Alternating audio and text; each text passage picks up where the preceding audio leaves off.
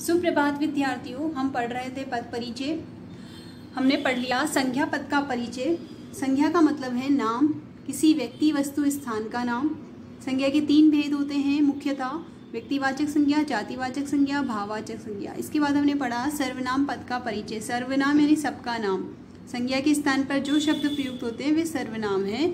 सर्वनाम के 6 भेद पढ़े हमने, पुरुषवाचक, निश्चयवाचक, अनिश्चयवाचक, संबंधवाचक, प्रश्नवाचक और निजवाचक। इसके बाद हमने पढ़ा विशेषण पद का परिचय। विशेषण नाम से ध्यान रखना, विशेषण यानी विशेषता। जो संज्ञा और सर्वनाम शब्द की विशेषता बताता है उसे हम विशेषण कहते हैं। गुणवाचक विशेषण, संख्यावाचक विशेषण, परिमाणवाचक विशेषण, संकेतवाचक या सार्वनामिक विशेषण, ये विशेषण के 4 भेद है। अब आज हम पढ़ेंगे क्रिया पद का परिचय। उससे पहले हम विस्तार से क्रिया के बारे में जानेंगे। क्रिया का अर्थ है कार्य। क्रिया का मतलब क्या है? कार्य या काम। क्रिया शब्द ध्यान में आते ही क्या ध्यान रखना है कि कार्य या काम।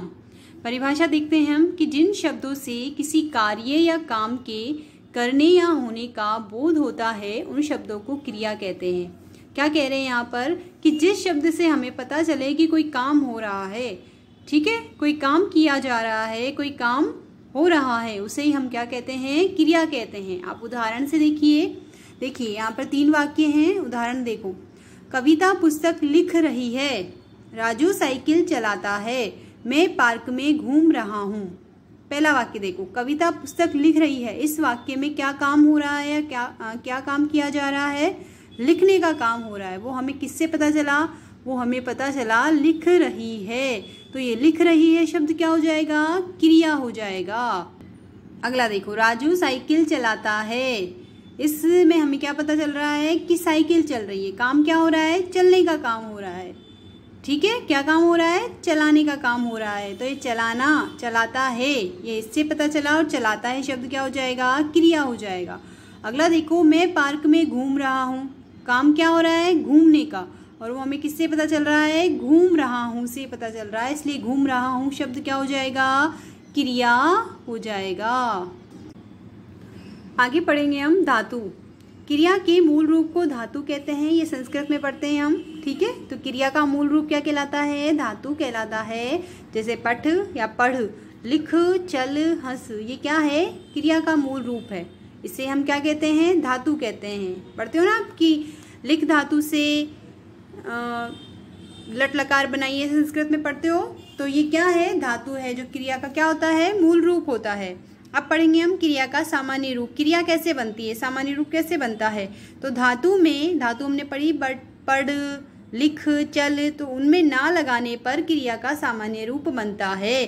क्या लगाने पर? ना लगाने पर। जैसे पढ़ धन ना बराबर पढ़ना, लिख धन ना बराबर लिखना। ये क्रिया का क्या बन गया? सामान्य रूप बन गया। अब देखिए क्रिया के भेद। क्रिया के भेद पढ़ रहे हैं हम कर्म के आधार पर। क्रिया के भेद पढ़ रहे हैं तो क्रिया की कर्म के आधार पर 2 भेद होते हैं, अकर्मक क्रिया और सकर्मक क्रिया। कौन कौन से भेद है? अकर्मक क्रिया और सकर्मक क्रिया। पहला देखते हैं हम अकर्मक क्रिया। अकर्मक क्रिया में 2 शब्द है, अ प्लस कर्मक। अ यानी नहीं, रहित या बिना, कर्मक यानी कर्म, तो जिसमें कर्म नहीं होता, कर्म से रहित होता है। कर्म के बिना जो वाक्य होता है उसमें जो प्रयुक्त क्रिया होती है वो क्या होती है? अकर्मक क्रिया होती है। परिभाषा देखेंगे हम कि वे क्रियाएं जिनके साथ कर्म प्रयुक्त नहीं होता है या कर्म की आवश्यकता नहीं होती है तथा क्रिया का प्रभाव वाक्य में प्रयुक्त कर्ता पर पड़ता है, उन्हें अकर्मक क्रिया कहते हैं। क्या कह रहे हैं कि जिस वाक्य में क्रिया के साथ कर्म नहीं है या कर्म की आवश्यकता नहीं है और क्रिया का प्रभाव किस पर पड़ता है? क्योंकि कर्म तो होगा नहीं, तो किस पर पड़ेगा? कर्ता पर प्रभाव पड़ेगा। तो वे क्रियाएं क्या कहलाएगी? अकर्मक क्रिया कहलाएगी। देखिए, जैसे उदाहरण से समझेंगे हम। देखो उदाहरण देखो कि कुत्ता भौंकता है। क्या काम हो रहा है? भौंकने का काम हो रहा है। किससे पता चला? भौंकता से पता चला। तो भौंकता है हमारी क्रिया हो जाएगी। अब भौंकता है, इसमें वाक्य में तो सिर्फ है ही कर्ता, तो भौंकता है का प्रभाव किस पर पड़ रहा है? कुत्ते पर पड़ रहा है। तो ये कुत्ता क्या हो जाएगा? हमारा कर्ता हो जाएगा। और ये भौंकता है क्रिया कौन सी हो जाएगी, फिर अकर्मक क्रिया हो जाएगी। ठीक है, देखो राम रोता है, रोता है, रोने का प्रभाव किस पर पड़ रहा है, राम पर, और राम क्या है, करता है, तो ये रोता है क्रिया भी क्या हो जाएगी, अकर्मक क्रिया हो जाएगी। पक्षी उड़ते हैं, उड़ते हैं, इसका प्रभाव भी किस पर, पक्षी पर पड़ रहा है, और पक्षी क्या है, करता है। तो जिस क्रिया का प्रभाव किस पर पड़े, कर्ता पर पड़े, वह कर्मक क्रिया है, और वहाँ जहाँ पर कर्म नहीं होता है वो भी क्या है, अकर्मक क्रिया है। अब हम पढ़ेंगे सकर्मक क्रिया। सकर्मक क्रिया, स धन कर्मक, स यानी साथ या सहित, कर्मक यानी कर्म। तो जिस वाक्य में क्रिया के साथ कर्म होता है उसे हम सकर्मक क्रिया कहते हैं।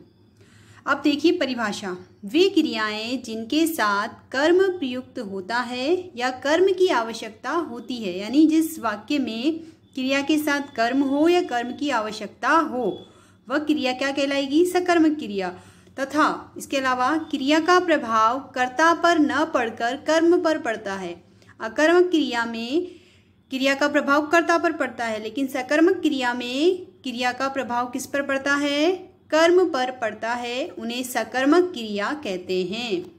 तो देखिए, वे क्रिया जिसमें कर्म होता है, कर्म की आवश्यकता होती है तथा क्रिया का प्रभाव किस पर पड़ता है, कर्म पर पड़ता है, उसे ही सकर्मक क्रिया कहते हैं। इसे हम उदाहरण से समझेंगे।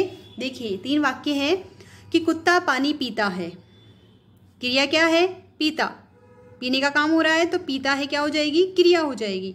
अब पीने का प्रभाव किस पर पड़ रहा है, पानी पर, क्योंकि पिएगा तो पानी या तो खत्म हो जाएगा, ठीक है, कम हो जाएगा, तो पीता है का प्रभाव किस पर पड़ा, पानी पर। पानी क्या है, कर्म, तो ये क्या हो जाएगी, पीता है क्रिया, सकर्मक क्रिया हो जाएगी। आगे देखो, राम कहानी लिखेगा, राम कहानी लिखेगा, लिखेगा का क्या है, हमारी क्रिया है, और इस लिखेगा का प्रभाव किस पर पड़ रहा है, कहानी पर, कि लिखेगा तो कहानी पूरी हो जाएगी।